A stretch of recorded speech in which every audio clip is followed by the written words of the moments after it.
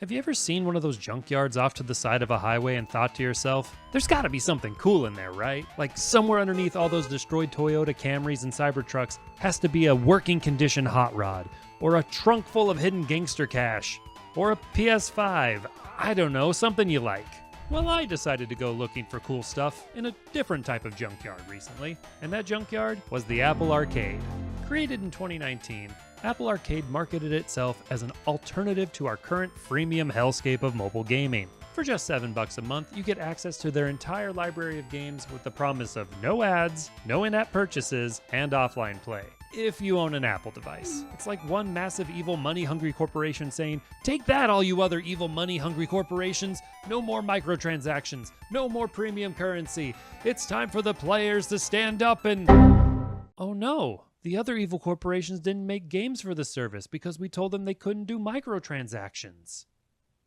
Uh-oh! Okay, that's not completely true. The platform is home to 200 plus games, from mobile ports to games exclusive to the service.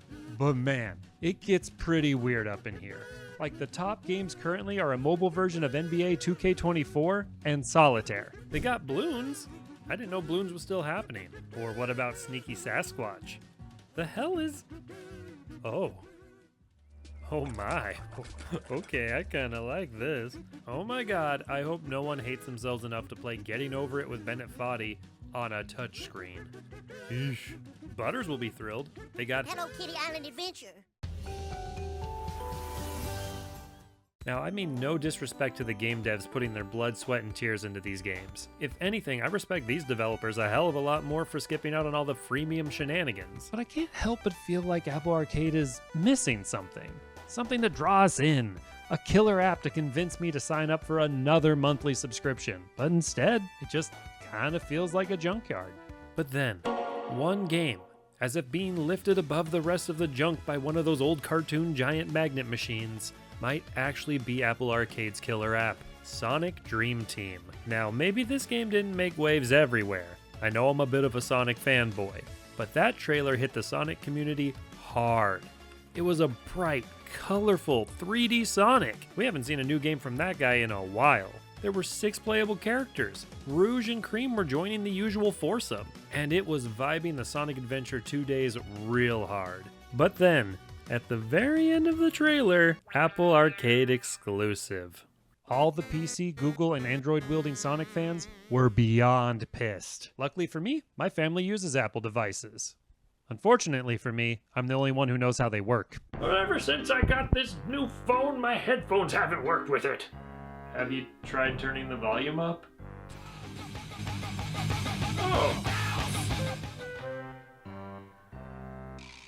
Anyway, hi everybody, I'm Binkle Monkey, and I have access to the Apple Arcade.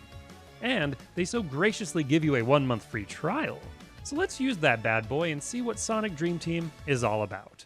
You boot up the game, and you're welcomed by this awesome anime intro, with an amazing track from friggin' T. Lopes of Sonic Mania fame. It's fast-paced, beautifully animated, and the music and the visuals play off each other perfectly to get you hyped for this game. But as soon as it's finished, you're hit with this wiggly PNG turd of a start screen. That juxtaposition still just makes me laugh. Let's start with the plot, which has the same overly convoluted Sonic story feels as most of the new 3D games. But that kind of makes the choice to tell the majority of the story in unanimated comic panels maybe not the best. But here are the cliff notes. Dr. Eggman has kidnapped Cream and strapped her to a machine called the Reverie. The Reverie is supposed to make dreams of the pure-hearted become reality, and because Eggman is, well, Eggman, his won't ever come true. So he plans to use Cream as a goodness filter to make it look like sweet, innocent Cream here dreams of nothing more than Eggman taking over the world and forming the Eggman Empire. When he boots it up though, a voice calls out to him, "Hey, this guy's a great big phony!" and puts him to sleep. The Sonic gang shows up to save Cream, but they too get put to sleep. Now we're in the dream world, where Eggman has been dreaming up some weird-ass shit. I have to assume the worlds we got were the only G-rated ones, because you know there's some XXX rated weird crap going on in that subconscious. Ugh. The dream world is controlled by this new character, REM. She's called the Dreamweaver and the Guardian of the Reverie, and that's pretty cool and all, but I think I still prefer the REM I grew up with. But I digress. She wants you to collect dream orbs so you can progress further into the dream, which really translates into unlocking Sonic's friends, some story progression, and other MacGuffin type stuff. Namely, defeating Eggman. And then eventually you do that. Ta-da! So the plot is just fine at best. But the writing, it's pretty great. Sonic and Friends feel like Sonic and Friends. It helps that they had Ian Flynn, lead writer of IDW Sonic Comics and Sonic Frontiers, help out with the story.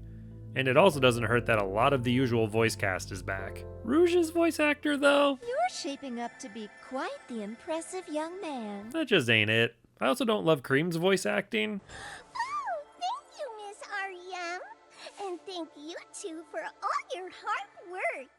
But that's at least how Cream is supposed to be. I just don't like it. What I do like, though, is the gameplay. On the surface level, it's just a really solid 3D Sonic.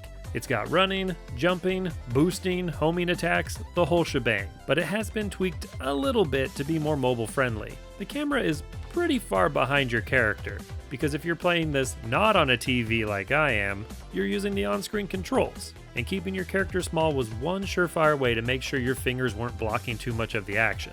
I don't think the on-screen controls are very good though. Personally, I played it by Bluetoothing my PS5 controller into my iPhone, and that's also when I learned that you could Bluetooth a video game controller into an iPhone. But even with the controller, there are some response time issues that can get a little frustrating. There were times where I'd see the homing attack target icon, and I'd push the homing attack button, but then just continue to fall down as if it didn't register. Fortunately, no life system in the Sonic game, and there are plenty of checkpoints. Maybe too many, but we'll come back to that.